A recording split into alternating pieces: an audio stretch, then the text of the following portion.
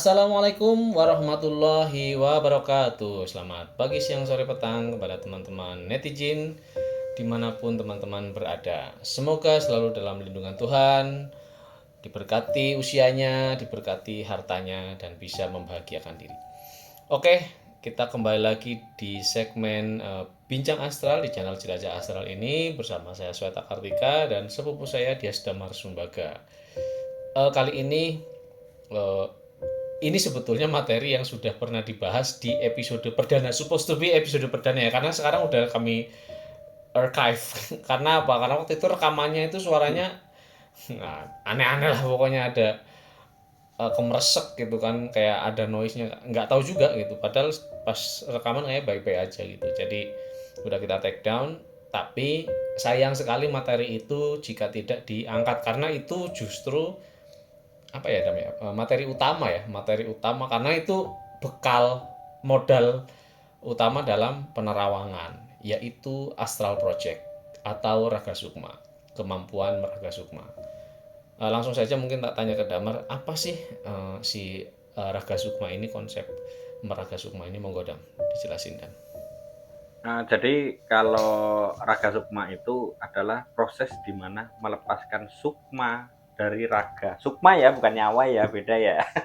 Jadi itu Mati nyawa. manusia ada mempunyai lima unsur. Nah, lima unsur kalau itu pengetahuan saya ya. Lima unsur, jadi ada raga, ada sukma, ada energi, nyawa, dan ruh gitu. Nah, ini proses di mana sukma ini melepaskan dari komponen yang ada lima tadi. Jadi berpisah sendiri gitu menuju ke alam seberang. Boleh nanya nggak Dam, si sukma ini punya kesadaran tersendiri atau masih terkoneksi kesadarannya dengan raga yang ditinggalin? Untuk kalau meraga sukma itu biasanya dan seringkali dia nggak terkoneksi ketika meraga sukma ya, nggak Mm-mm. terkoneksi dengan raga yang dilepas itu loh, itu Mm-mm. nggak terkoneksi. Tapi untuk beberapa faktor kayak katakanlah luka-luka atau apa gitu masih terkoneksi, cuman nggak bentuk fisik tapi bentuk astralnya dari dalam gitu. Itu Kalau contoh kesa- aja, contoh. kalau kesadaran maksudnya, eh, aku melepaskan nih, set kan otomatis ada kesadarannya gitu kan. Nah, Terus ya, kesadaran pada saat raga sama sukma itu berbeda-beda. Tapi jangan dijawab dulu Dam. Kita akan jawab nanti aja di pembahasan. oke. Ya ini Oke, kurang oke. lebih intermezzonya Ya, ya siap, teman-teman. siap, siap. Nanti kita akan coba perdetail lagi di bagian pembahasan. So ikuti sampai selesai. Mari kita mulai pembahasannya.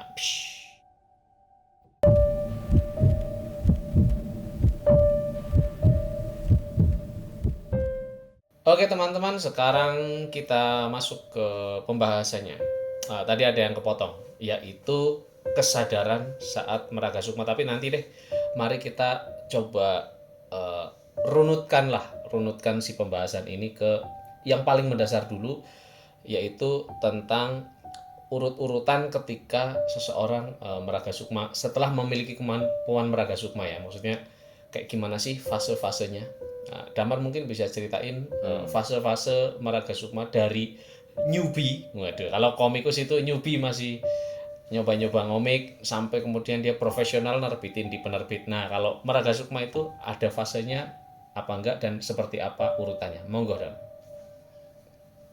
Ya, oke. Jadi kalau fase-fasenya aku menjelaskan secara umum aja ya. Jadi orang-orang apa yang bisa meraga sukma itu kalau awal banget newbie-nya itu, beginnernya itu melek, dia melek di jadi posisi nih raga sukma itu kan posisi raganya udah nggak sadar.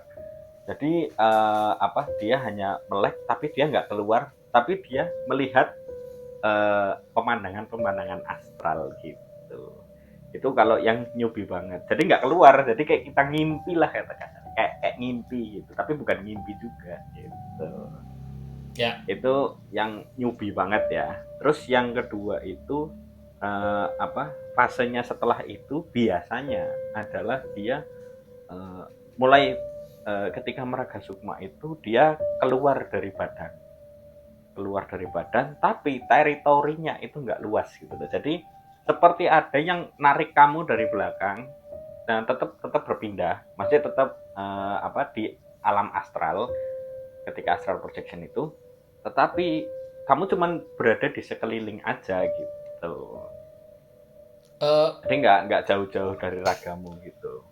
Kalau dari aku ngelihat dari kasat mata physical world ya, itu posisi raganya berarti harus ada kondisi tertentu kah? Misalnya dia harus berbaring atau gimana, dan relaksasi Oh atau. ya, heeh.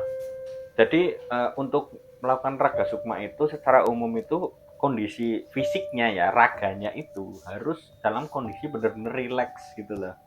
Jadi seperti tidak ada hambatan apapun, kayak mungkin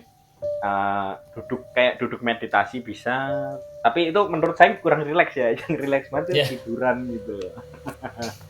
Ya, jadi kayak apa namanya, ya tiduran kan udah nggak ada sesuatu yang tegang gitu di badan kita, itu sih.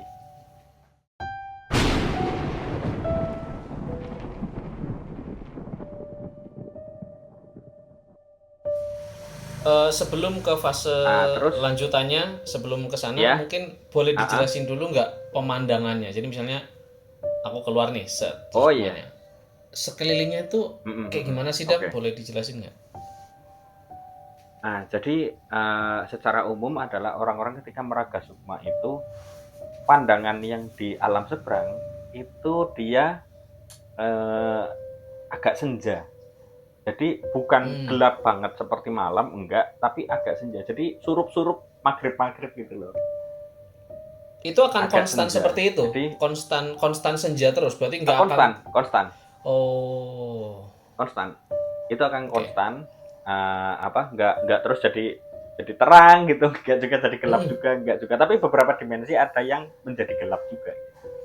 Oh, Cuman tapi itu kalau hanya berada di alam seberang, di yang berseberangan sama kita, itu senja itu tadi. defaultnya lah ya, default Yes. pemandangannya itu senja. Jadi meskipun seseorang meraga sukma di malam hari, ketika keluar sukmanya ya senja itu. Mau pagi hari sama juga gitu kan, Senja. berarti kan. Nah, oke. Oke, Ya. itu yang pertama Terus pertanyaanku. Yang ada lagi, Mas. boleh boleh. Jadi selain dari pemandangannya ya, selain dari pemandangannya itu Ya. ada, jadi untuk di sana suaranya tuh seperti menggema, menggaung, sorry, menggaung, gaung sama Hmm. gema kan beda ya. Ini Ya. seperti menggaung. Jadi ada susulan suara setelah suara yang utama gitu. Hmm. Jadi seperti tetes air ada, ya gitulah. Nah Ya. terus eh, ada juga ini pergerakan di sana, Hmm. pergerakan kayak contoh jam itu ngeglitch, jadi pergerakannya ngeglitch. Hmm. Dan Patah ya istilahnya. apabila menemui manusia yang hidup ya, sorry, manusia yang hidup, bukan astral ya, itu gerakannya mereka pun ngeglitch, tiba-tiba ke sana, tiba-tiba nanti pindah ke sana gitu loh, ngeglitch gitu. Ya, ya, ya. Mm-mm. Ya itu sih. Eh, itu satu mengenai ini. Terus dari kondisi eh wujud sukmanya, itu ini sebenarnya aku pernah nanya ke Damar, tapi mungkin aku coba menjelaskan juga dari angle-ku ya. Waktu itu aku pernah nanya ke Damar waktu pembuat waktu itu novel deh kalau nggak salah, masih membuat novel Journal of Terror. Itu aku nanya kalau lagi meraga sukma itu seperti apa sih kondisi tubuhnya kita gitu, bukan tubuh fisiknya melainkan si entitas sukma kita. Ternyata itu kita menjadi cahaya ya, memancarkan cahaya kan malah di sana. Oh iya. ah, Jadi ah, kita menjadi berpendar itu itu. kayak, iya betul, itu seperti kayak pancaran energinya kita yang meraga sukma gitu. Iya. Dan ada kaitannya Ah, apa ya? Tingkat kependaran, tingkat keterangan si cahayanya itu dipengaruhi juga oleh si kemampuan astralnya seseorang itu kan, Dam, ya berarti ya. iya iya betul betul. Berarti intinya Jadi kayak berpengaruh juga. semakin sakti mungkin ya, aku nggak tahu. Mungkin semakin terang gitu. Tapi otomatis kan ada risiko lain tuh. Tapi nanti kita akan bahas risikonya di belakang. kita coba sambungin lagi sama tadi yang di bagian opening tentang kesadaran. Ini yang sing tak pertanyaan adalah seperti ini. Ketika kemeraga sukma kan otomatis lepas antara sukma dengan another elemen yang ada di dalam raga, ada nyawa, ada ruh dan lain-lain. Ah, apakah kesadaran itu kan kayak sekarang aku sadar nih aku lagi melakukan recording episode ini gitu kan. Kalau aku meraga sukma itu, Iya. ragaku itu benar-benar tidak punya kesadaran. Artinya gini, ketika aku lagi lepas sukma, sukmaku lagi di dapur misalnya, ragaku disentil oleh orang itu, terus aku punya daya refleks untuk nangkis di saat yang sama aku di astral world itu nggak ngapa-ngapain, itu memungkinkan nggak? Eh, nggak terasa sih mas, nggak terasa. Jadi Oke. berarti benar-benar tidak sadar gitu loh. Jadi mau disentil mau dijepit itu tidak sadar biasanya. Dan I nggak see. terasa juga di sana gitu loh. Ya, ya, ya, ya, ya. Berarti emang benar-benar ya terputus koneksi Hmm. kesadarannya ya. Iya Yang betul. Cuman ada yang tetap ada yang menghubungkan kita untuk ke raganya gitu. ya yang menghubungkan itu kan berarti kan hal lain, misalnya kayak Hal lain peran betul, itu hal kayak lain. kayak nafasnya mungkin ya, jadi kayak nafasnya masih terhubung. Ya of course karena kan jangkarnya ada di raga ini, otomatis hal-hal yang terkait dengan raga itu menjadi menjadi penyokong kan, berarti kan support sistemnya dari saat kita Ya support meraga system. sukma tadi kayak gitu. Oke, itu fase kedua yaitu berjalan kan. Misalnya lebih Mm-mm, advance lagi, mm-mm. orang sudah terbiasa terlatih, itu ada another phase-nya seperti apa, boleh disampaikan?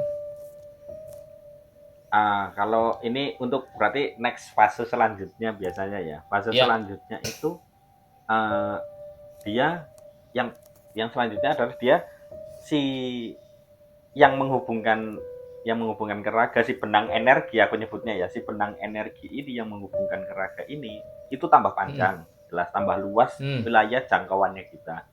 Terus Hmm. kamu apa ketika di sana itu bisa melayang atau terbang lah kasarnya, terbang. Ya. Jadi sudah tidak jalan kaki. Itu untuk fase yang lebih advance lagi ya. Ya Hmm. udah di upgrade gitu. Nah itu tuh si Sukma ini dia bakal terbang gitu. Oke. Teritorinya lebih luas, karena terbang tadi Teritorinya ya. lebih luas. Ada misalnya gini nah. Misalnya aku takut ketinggian Mm-mm. nih. Kalau di mimpi, aku takut ketinggian. Di mimpi itu ya aku takut ketinggian. Jadi aku di mimpi itu aku kalau lagi terbang itu mampus nih mimpi terbang nih. Udah pasti yang tak takutnya adalah risiko jatuhnya. Kalau di Jawa kan istilahnya, kalau di Ya. Kebumen ya, ngimpi kejeglong.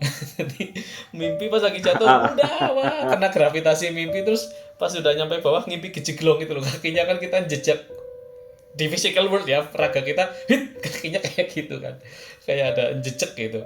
Nah gimana dengan orang yang takut ketinggian saat meraga sukma, gimana dong? Untuk yang orang takut ketinggian terus meraga Sukma itu Ya. ketakutan hilang mas. Oh. Ketakutannya Oke. hilang karena kita sudah menyadari bahwa kita terbang dan udah nggak akan jatuh gitu loh. Oke. Berarti ya Jadi otomatis karena ketakutannya tuh hilang gitu loh. ya Nggak takut lagi, nggak takut karena percaya ketinggian diri lagi. ya, karena percaya diri aja jadinya ya. Iya kayak pede, lebih lebih pede gitu. Ini beneran Cuman ya tetap kayak ada beberapa resikonya. ya, tapi beneran misalnya nih aku melepaskan sukmaku ini, aku lagi ngebayangin visualnya ya jujur aja, karena ini anak visual banget. Keluar nih, set keluar sukmanya terus aku terbang itu, apakah punya kemampuan say bermanuver seperti Peter Pan gitu kan, kan dia bisa apa muter-muter di kapal Kapten Hook gitu kan, benar-benar bisa kayak gitu atau lempeng gitu, maksudnya kemampuan terbangnya itu seperti apa sih? Nah, kayak Peter Pan, kayak Superman gitu sama itu. Jadi Oh gitu. apa rasa yang kita rasakan itu tuh ya kita terbang kayak itu gitu loh. Jadi tuh Hmm. nggak cuman kayak melayang gitu lewat gitu kan nggak gitu juga tapi kita terbang apa ya semaunya kita sendiri gitu loh. Ya. Dan Semaunya mungkin kita. eh, eh, dan mungkin pada saat fase ini kita coba koneksiin juga sama episode sebelumnya mengenai portal energi dan mungkin pada saat fase ini ya Iya, kita bisa quote unquote mengakses portal-portal energi yang ada di tempat-tempat tertentu. Ini aku lagi ngebayangin aja sih. Maksudnya kalau kita lagi berjalan kan eh, mungkin akan makan energi banget kan berarti kan.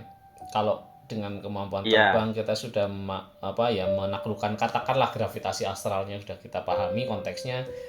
Mungkin dari situ kan kita jadi lebih mudah melakukan akses terhadap portal-portal dimensi itu kan. Benar nggak kayak gitu? iya, betul betul Mas.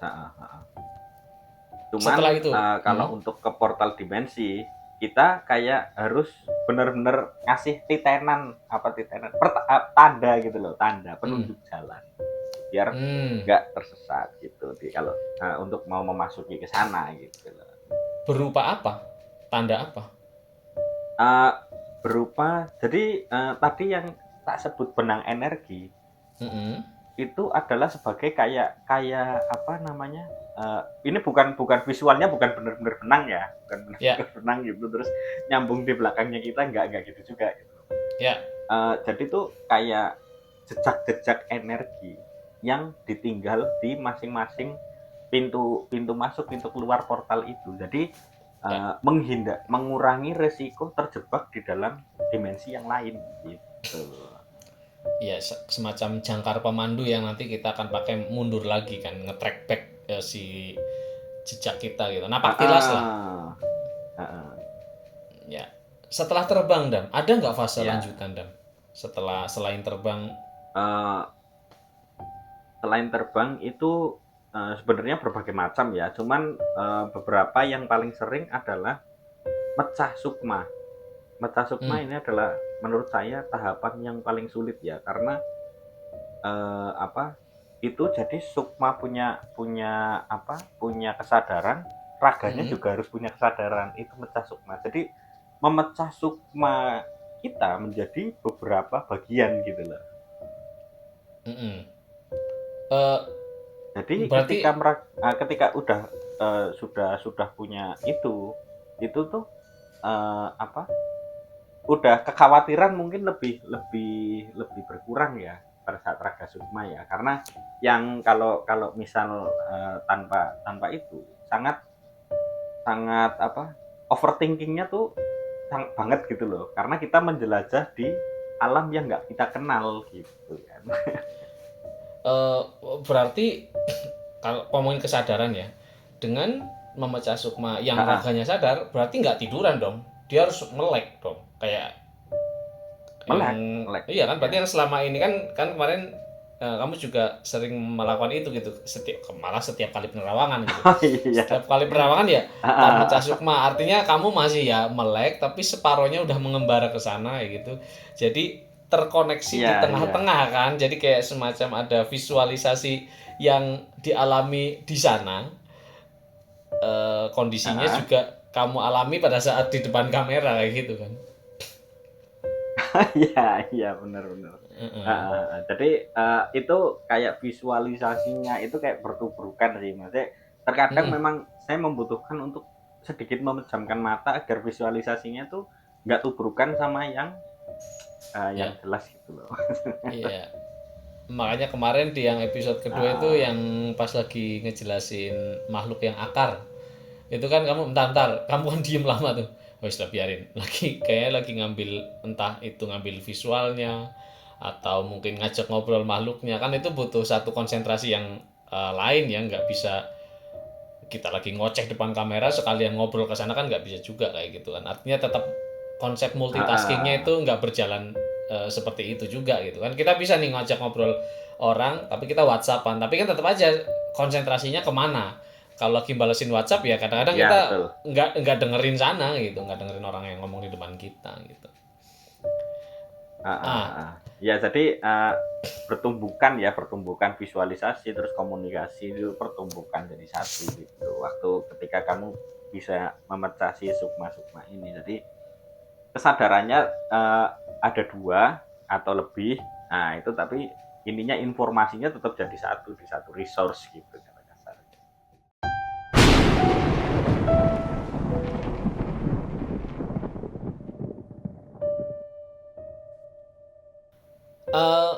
Mari kita bahas sedikit hal lain, sedikit mundur deh. Kalau Raga Sukma kan kita memancarkan cahaya.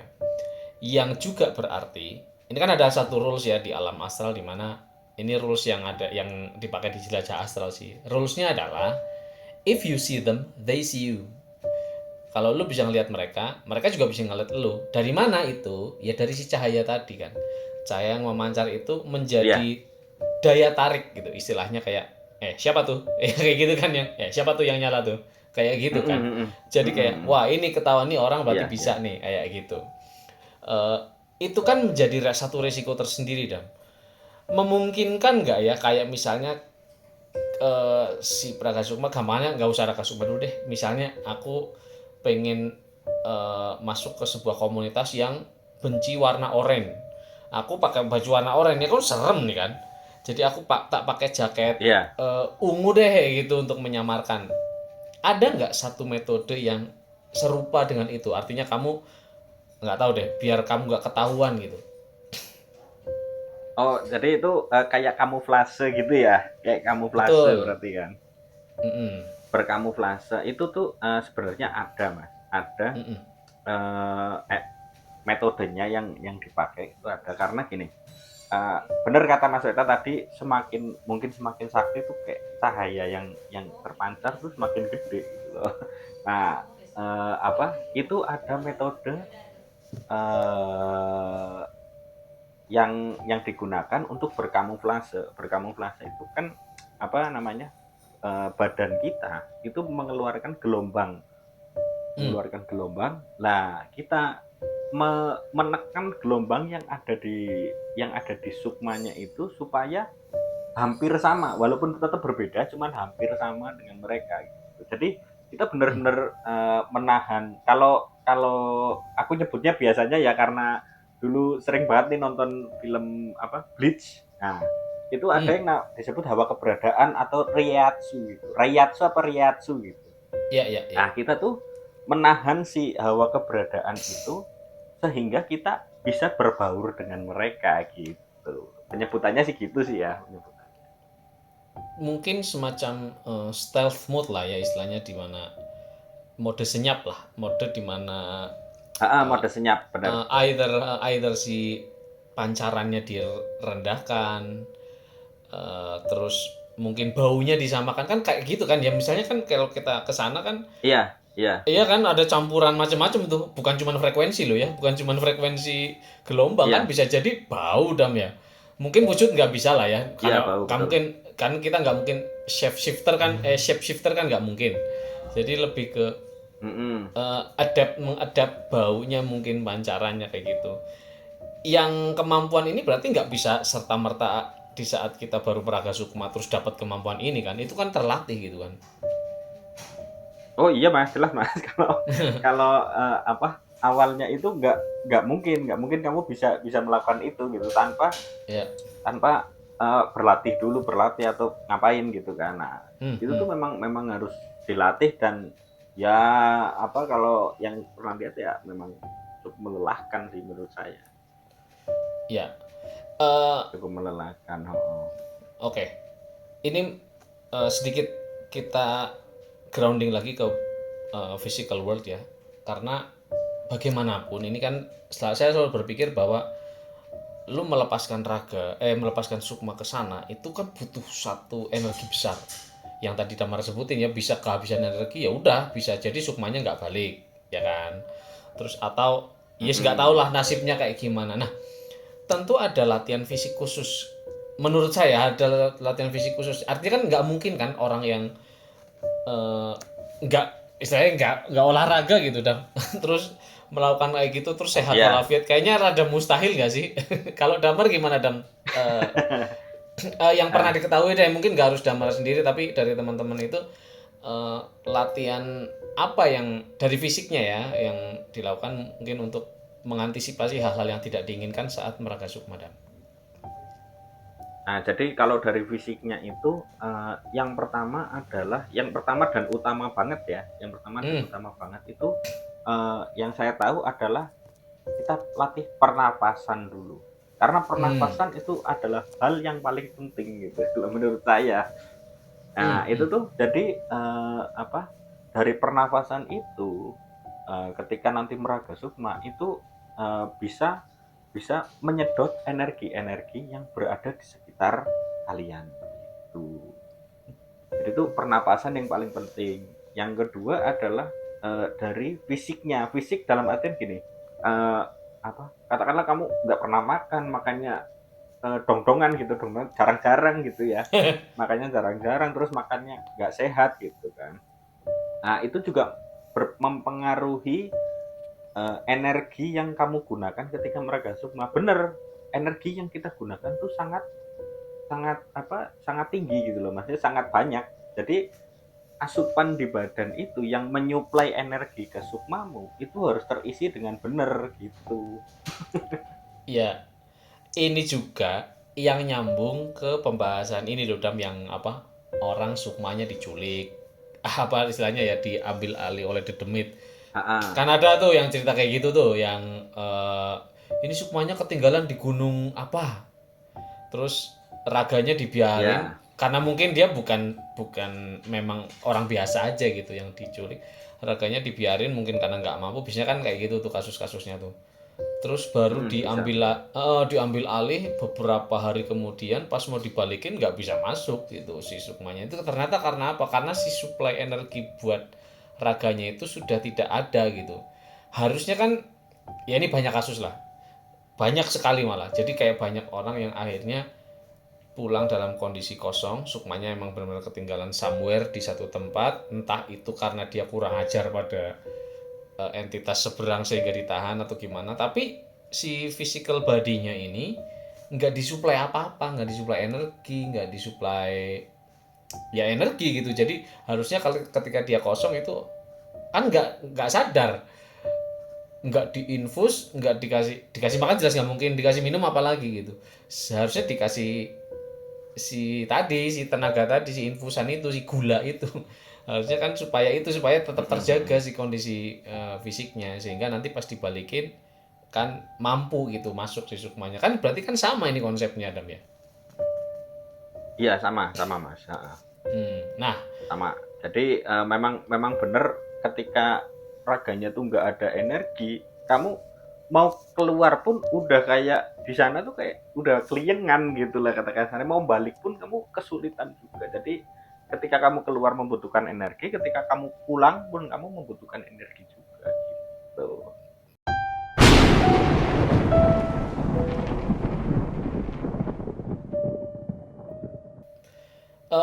mari kita bicara sedikit mengenai ini Dan. Aku komikus ya, jadi aku pengen ngebayangin ketika orang lepas terus mengeksplor dunia astral, terus dia balik dengan jangkar pemandu itu, apakah kecepatannya sama? Dan misalnya kayak aku lepas sukma nih, kepo kemana gitu kan, melihat kemarin Ya. di sana aku lihat ada bangunan terbengkalai, aku pengen ke sana gitu. Terus misalnya terancam, deng, ada makhluk penjaganya, aku harus cepat pulang. Itu bisa nggak kita melesat cepat balik terus sadar gitu, terus sembunyi gitu supaya nggak ketahuan makhluk, atau dengan kecepatan yang sama lambatnya padahal jauh nih, kan itu risikonya juga gede, siapa tahu kita ketangkap di tengah-tengah. Memungkinkan nggak kita balik dengan kecepatan penuh, eh, tidak selambat saat kita datang? Memungkinkan Mas. Itu sangat memungkinkan apa? Itu untuk safety ya, untuk safety-nya. Jadi Ya. ketika apa? Ketika keluar mungkin nggak secepat pas baliknya gitu kan. Itu mungkin banget, mungkin banget Hmm. karena khususnya untuk para astral projectionist yang udah ahli ya.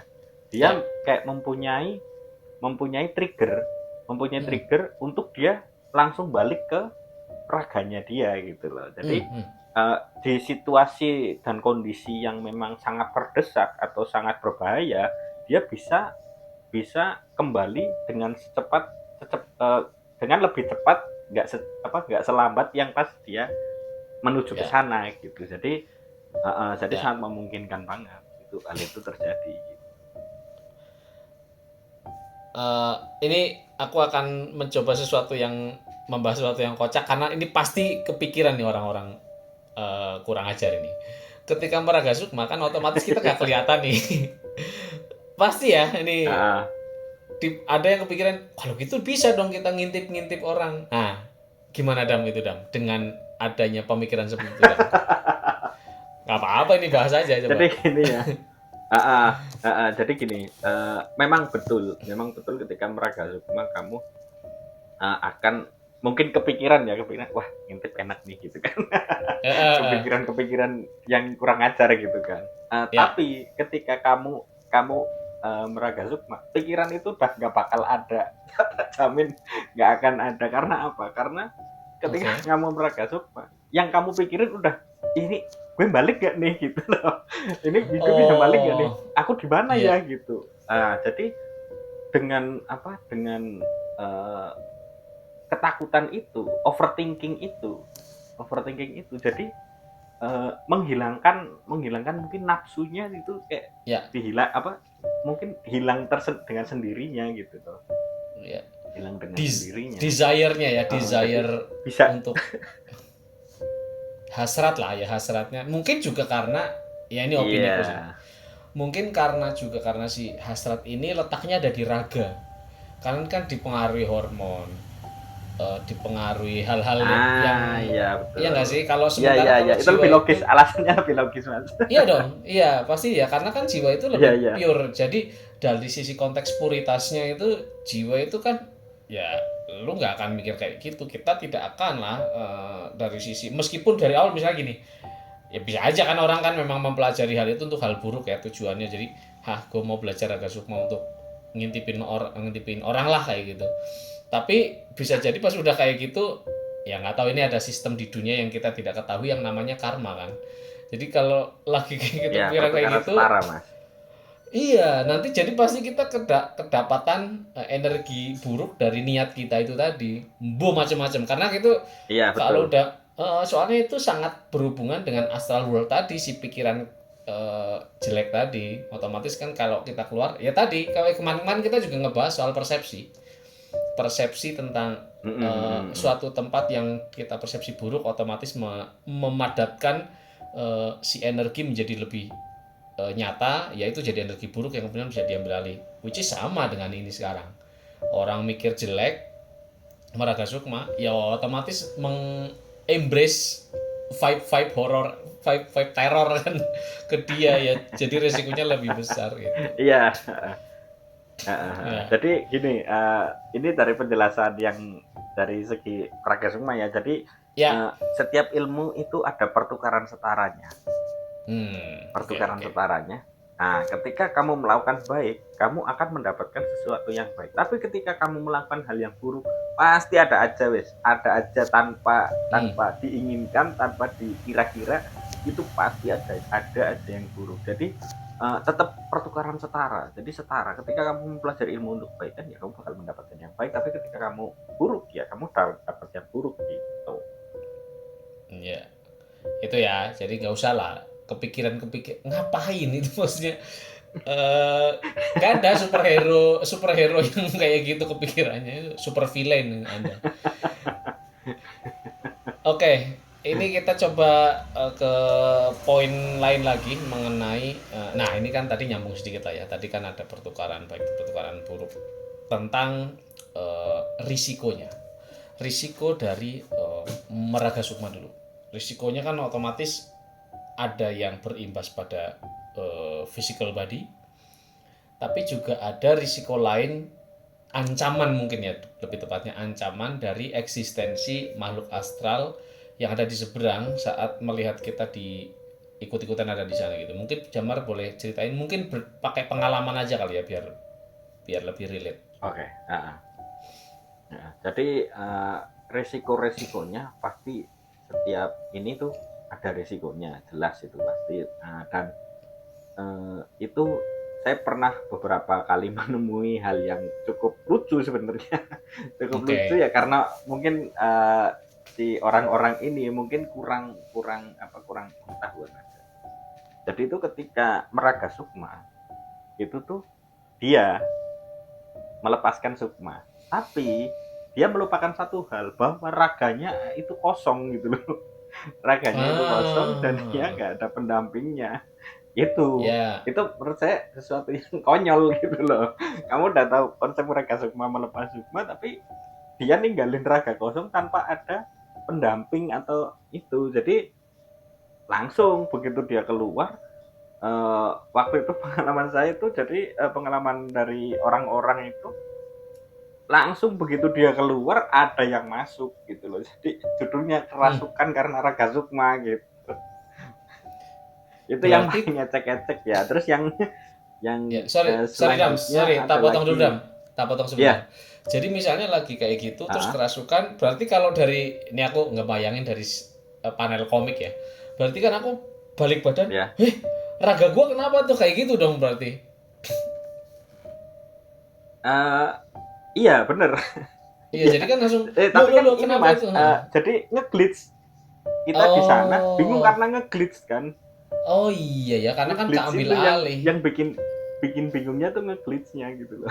Iya, iya, iya, iya, iya. Jadi sebetulnya ya kita nggak tahu ya apa yang Heeh. terjadi. Ternyata tadi kerasukan atau keambil alih, gitu kan ya.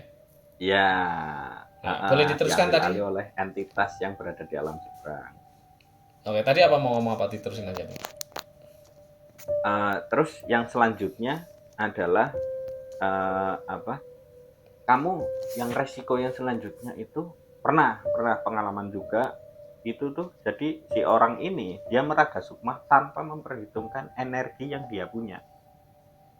Jadi Ah, dia overtime energi hmm, apa raga sukmanya dia kehabisan energi untuk baliknya, dia nggak bisa balik gitu. Dia nggak bisa hmm, balik.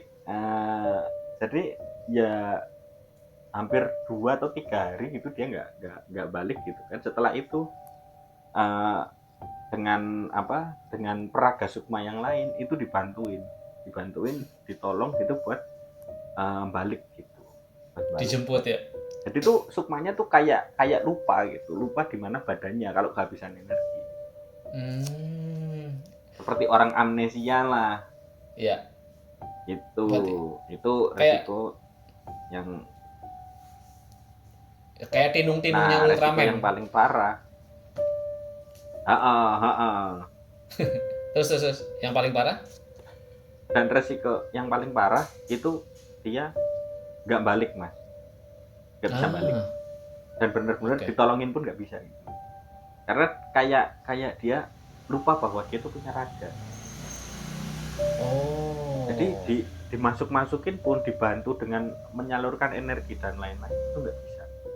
Jadi benar-benar dia nggak bisa balik. Ya itu resiko yang paling paling parah sih. Itu udah ya. kayak kayak dia overtime, tapi overtime-nya sangat panjang gitu loh. Eh, Jadi dia pengaruh, nggak balik lagi ke raga. tapi berarti bisa sampai mati dong kalau kayak gitu kan?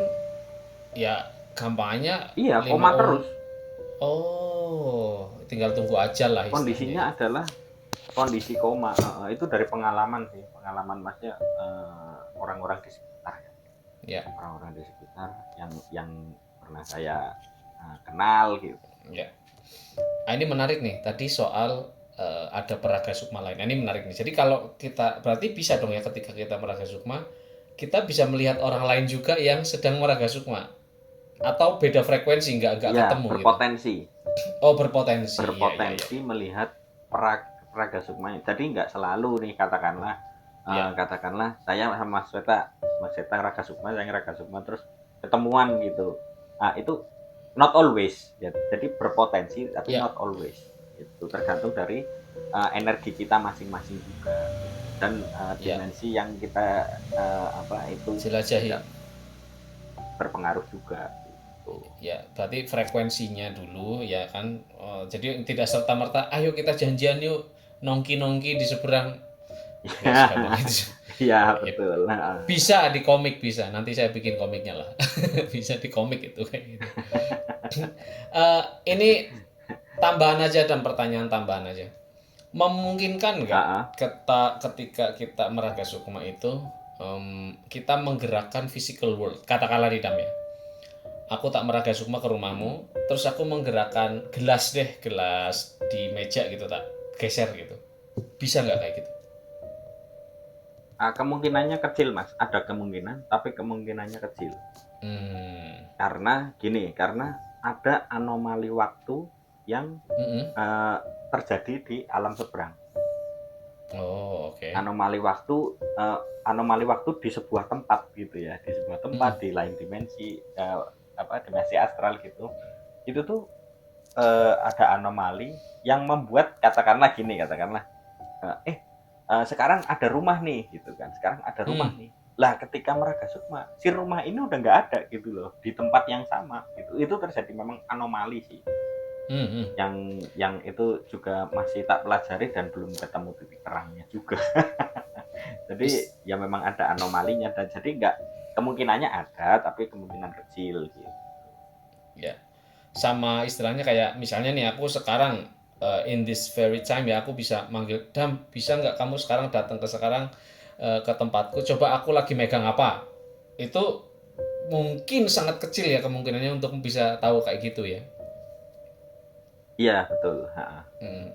Ya bisa aja, Kemungkinannya sangat cuman mungkin kecil. harus nyari frekuensi yang tepat, lorong waktu yang exact banget supaya bisa ini.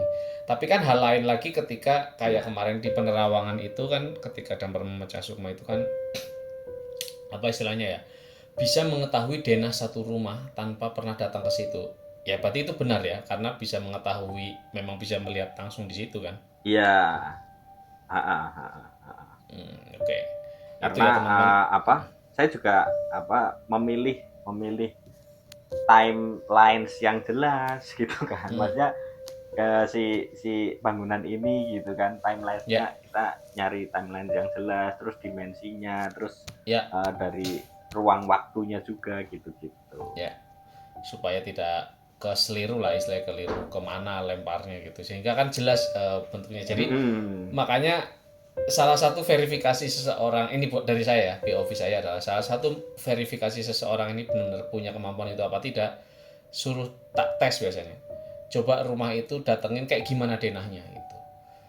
Nanti pasti yang benar-benar mampu itu bisa memetakan betul-betul, oh ini bentuknya kayak gini, dua lantai, bagian kamar belakang ini ada energi yang kuat, nah di sini nih letaknya, kayak gitu kan biasanya ya kan, dari experience yang kita Iya. lakukan kan Mm. begitu. Jadi bisa bisa memetakan tanpa pernah benar-benar tahu denahnya, karena kan kita bukan kita sih, karena orang-orang itu kan bukan mandor kontraktornya juga gitu. Jadi memang berdasarkan apa yang Iya, dilihat iya. dari POV-nya di alam astral gitu. Oke, udah cukup sih kayaknya, ini udah cukup panjang penjelasan mengenai Raga Sukma. Sekali lagi ini sudah pernah dibahas di episode yang pernah kita archive. Tapi semoga tidak kecewa kalau mendengarnya lagi karena ada beberapa informasi tambahan juga. Mungkin itu yang bisa kami sampaikan di Bincang Astral kali ini. Nanti kita akan jumpa lagi di pembahasan-pembahasan lain terkait dengan penerawangan di Jelajah Astral di episode mendatang. Terima kasih teman-teman yang sudah menyimak. Assalamualaikum warahmatullahi wabarakatuh. Dadah.